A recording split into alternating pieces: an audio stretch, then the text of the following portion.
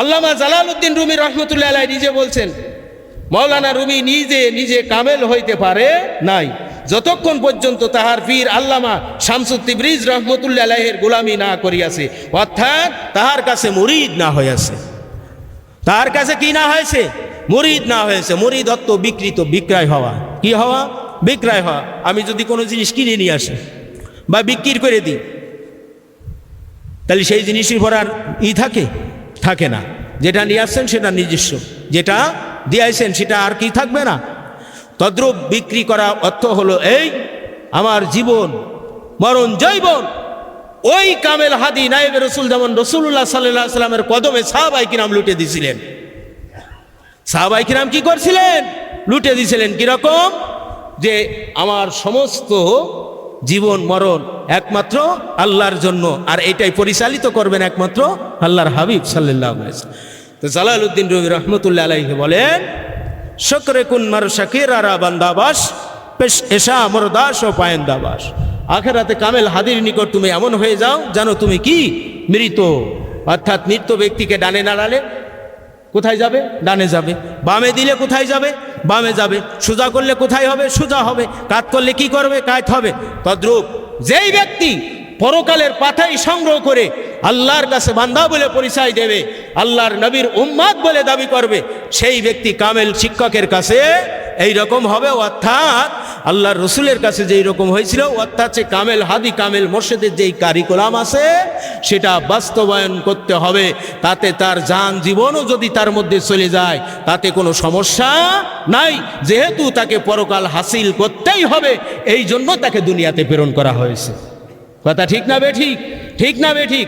এই জন্য কামেল মুর্শিদের আদব বুদ্ধি মোহাব্বতের সাহসের সাথে যেই নসিহা করবে, যেই শিক্ষা দীক্ষা দেবে, সেই শিক্ষা নির্বিধায় মেনে নিয়ে নিজেকে ধন্য করার জন্য, পরকালে নাজাতের জন্য এই ইলম শিক্ষা করতে হবে। কি করতে হবে? আমল করতে হবে। মহান আল্লাহ তাআলা কাদেরকে কিয়ামতের দিন অন্ধ অবস্থায় উঠবে? কোরআন শরীফের মধ্যে আল্লাহ বলেন, তোমরা উভয় এখান থেকে একসঙ্গে নামিয়া যাও, তোমরা অর্থাৎ তোমাদের সন্তানগণ একে অপরের শত্রু। এরপর যদি আমার পক্ষ থেকে তোমাদের কাছে, কাদেরকে বললেন? আদম আলাইহিস সালাম, মা হাওয়াকে। আল্লাহ তাআলা যখন কি করলেন? জান্নাত থেকে দুনিয়ায় দিলেন, বলে যে তোমরা কি করো? সরে যাও, নামিয়া যাও। সরাই দিল, যেহেতু তোমরা আমার হুকুম কি করে ফেলেছো? অমান্য করেছে। কি করে ফেলেছো? ওয়ালা তাকরাবা হাযি শাজারা ফাতাকুনা মিনাল জালিমিন। যদি এটা গ্রহণ করো, এটা খাও, তাহলে জালেম শ্রেণীর অন্তর্ভুক্ত হয়ে যাবে। আব্বা আর মা খাইয়ে ফেলছে, ঠিক না বেঠিক? তো যখন খাইয়ে ফেলছে তখন বলছে যে কি করো? তোমরা একের অপরের কি হয়ে গেছো? শত্রু হয়ে গেছো। এখন আদম আলাইহিস সালাম কাঁদতে লাগলেন, মা হাওয়া কাঁদতে দেওয়ার অবস্থা কি হবে? তখন আল্লাহ বললেন যে আমার পক্ষ থেকে কি করা হবে? হাদি প্রেরণ করা হবে। কোথা থেকে? তোমাদের মধ্য থেকেই হবে। তার কারণ কি?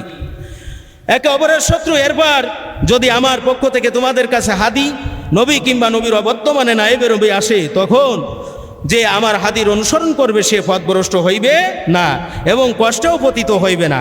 এবং যে হাদি অর্থাৎ রসুলের অবর্তমানে পরে নায়েবে রসুল থেকে মুখ ফিরাইয়া লইবে, তাহার জীবিকা অর্থাৎ কবরের জীবন ভীষণ কষ্টদায়ক হইবে, সংকীর্ণ হইবে, এবং আমি তাহাকে কিয়ামতের দিন অন্ধ অবস্থায় উঠব। অতএব হায়াতের জিন্দেগিতে পূর্ণ সতর্ক হওয়া ও উক্ত আয়াতের উপর আমল করার জন্য সর্বাত্মক চেষ্টা করা মহা জরুরি। কুল নাহবিতু মিনহা জামিয়া ফাইম্মা ইয়াতি আন্নাকুম মিন্নি হুদা ফামান তাবিয়া হুদায়া ফালা খাউফুন আলাইহিম ওয়ালা হুম ইয়াহজানুন। এই জন্য হাদি গ্রহণ করতে হবে। ওই হাদি যেহেতু আল্লাহর পক্ষ থেকে এক বিশেষ নিয়ামত, সবচেয়ে বড় নিয়ামত। শিক্ষা আছে, শিক্ষক নাই, শিক্ষার কোনো দাম আছে নাই? শিক্ষা আছে, শিক্ষক নাই। বলছে কি? ওই ল্যাংড়া মুহাদ্দিস সাহেব, ওই ন্যাংরা হওয়ার কারণ আছে, আল্লাহ তাআলা অনেক সময় টাটকা গজব জমিনের পরে দিয়ে দেয় সতর্ক হওয়ার জন্য। কথা ঠিক না বেঠিক? আল্লাহ সালডেই কিন্তু ছেড়ে দেয় না। একজন ব্যঙ্গ করলো, বলে নবী এরম করে উঠেছে। আল্লাহর কি শান! 1 মাস 7-8 দিন পরে শোনা গেল এমনভাবে গাড়ি গেছে, জীবন আর সোজা হয়ে দাঁড়াতে পারেনি। বলছে কি মিয়াই শাহাদাত কিতাব? ওরে আল্লাহ, এ তো মহামূল্যবান কিতাব। আপনার মকমলের কাপড়ে পেঁচায় ওই উপরে রেখে দিয়েছে। হ্যাঁ, কিমিয়ায়ে শাহাদাত। তারপর কি ইয়াহইয়া উলুমউদ্দিন বলে, এ কিতাব বোঝার মতো লোক নেই, এ তো ভালো জিনিস, কিন্তু কিতাবে খুব ভালোবাসেছে, পিয়ার করেছে, মহব্বত করেছে, উপরের তাকে রেখেছে। কিতাবের মধ্যে এলেম নাই, কোনো কাজ হবে? কোনো কাজ হবে? হবে না। এই জন্য বায়াত গ্রহণ করা সদা সর্বদা সর্ব অবস্থায় ফরজে আইন, ফরজ। এটা অস্বীকার করলে, বায়াতের মালা গলায় না নিয়ে গেলে খাঁটি কামেল হাদি মাশারের ময়দানে কঠিন বিপদের দিন মুসিবতের কালে অন্ধ করে উঠবে আল্লাহ। যদি অন্ধ করে উঠায়, তাহলে যদি অন্ধ করে উঠায় তার এহকাল পরকাল সব শেষ, তার জাহান্নাম ছাড়া কোনো লাইন হবে না। এই জন্য এই পীর মুরিদি করতে যে এলেম নেই, আমল নেই, আপনার কি করছেন? সীমা অতিরিক্ত বিশ্বাস এবং ভক্তি করে দলিন রাস্তায় সামিল হয়ে গেছে। বলেন নাউজুবিল্লাহ। বলে ভান্ডারির ভান্ডারি আমার গাউসে ভান্ডারি, নবুয়াতের পরে করলেন বিলায়েত জারি। আল্লাহ, নবুয়াতের পরে করলেন বিলায়েত জারি। অর্থাৎ বুঝতে চাই, এই কথা যদি ব্যাখ্যা হয় তাহলে নবীজি কি করেন নাই? বিলায়েত জারি করেন নাই। করছেন কি করেন নাই? করছেন কি করেন নাই? এলেম আমল বিলায়েত। আল্লাহ নবী কাশ সব কিছু মুআজিজা কেরামতি সব কিছু দিয়েছে। কান আল্লাহ গুলাগু, বান্দা যখন আল্লাহর হয়ে যাবে, এই চোখ আল্লাহর হয়ে যাবে। সুবহানাল্লাহ। সে যা দেখবে, বলবে, শুনবে, যেহেতু হিদায়েতের বাণী তার অন্তরের মধ্যে গেঁথে গেছে, আল্লাহর নৈকট্য প্রাপ্ত একজন বান্দা বান্দি হয়ে গেছে, তার জবানের মধ্যে অন্য কিছু আসবে না আল্লাহর জিকির, ফিকির, নবীর দুরুদ, মুহাব্বত ছাড়া। কথা ঠিক না বেঠিক? এই জন্য বিলায়েত জারি করার জন্য ভান্ডারি বাবার আসার প্রয়োজন নাই। এটা ভান্ডারি না, এটা হলো ভণ্ডামি। ধরো, মারো, পাতো, এটাই হবে তাদের স্লোগান। কথা ঠিক না বেঠিক?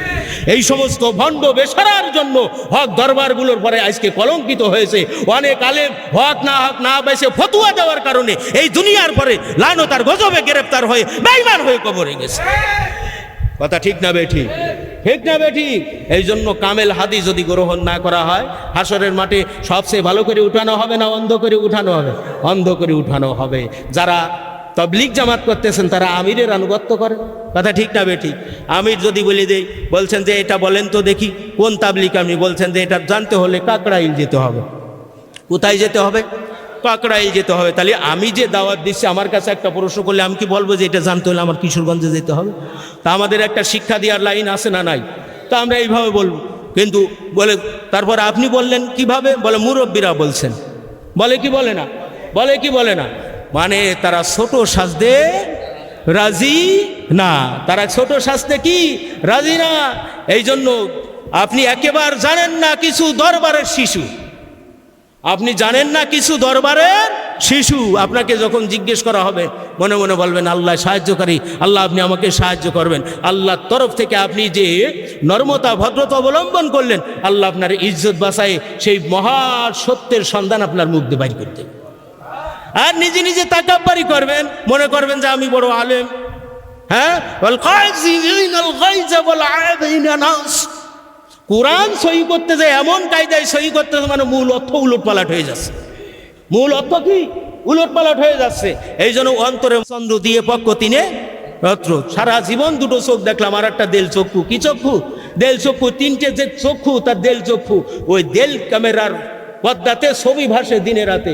মুর্শিদে কামেলের অনুগত্যশীল হলে, আল্লাহর হুকুম বাস্তবায়ন করলে আল্লাহ তাআলা দিল ক্যামেরার চক্ষু দিয়ে সেই হক আর বাতিল পরিষ্কার ছিনাই দেয়। সে যতই মধু ঢালুক না কেন, সেই ব্যক্তি যেহেতু সে কামেল, আর এই কামেলের ব্যক্তি যতই মধু ঢালুক না কেন তার কাছে সেটা তিতো। কথা ঠিক না বেঠিক? এই জন্য আপনার অনেক সময় আবেগে পড়ে নারায়ে তাকবীর, আল্লাহু আকবার, যার করে চোখের পানি, অত রুটি মাগনা ডাইল ফ্রি করা যাবে না। তাহলে ওই কথার স্বীকৃতি দেওয়ার কারণে আল্লাহ আপনার পরে নারাজও হতে পারে। ঠিক না বেঠিক? ঠিক না বেঠিক? এই জন্য হাদিস যদি গ্রহণ না করেন, হাদিস শিক্ষা আমল না করেন, সেই আল্লাহর পক্ষের দিন যদি আপনি অনুগত্যশীল না হন, হাসরের মাঠে আল্লাহ তাআলা কি করবেন? অন্ধ অবস্থায় উঠবে। আর যেই ব্যক্তি আল্লাহ রব্বুল আলামিনের সাথে সাক্ষাৎ করলো, আল্লাহ তাআলা কি করবেন? তাদেরকে কি অন্ধ অবস্থায় উঠবেন। যে কাদের? যারা আপনার এই দুনিয়াতে কি করেন নাই? হাদিস গ্রহণ করেন নাই।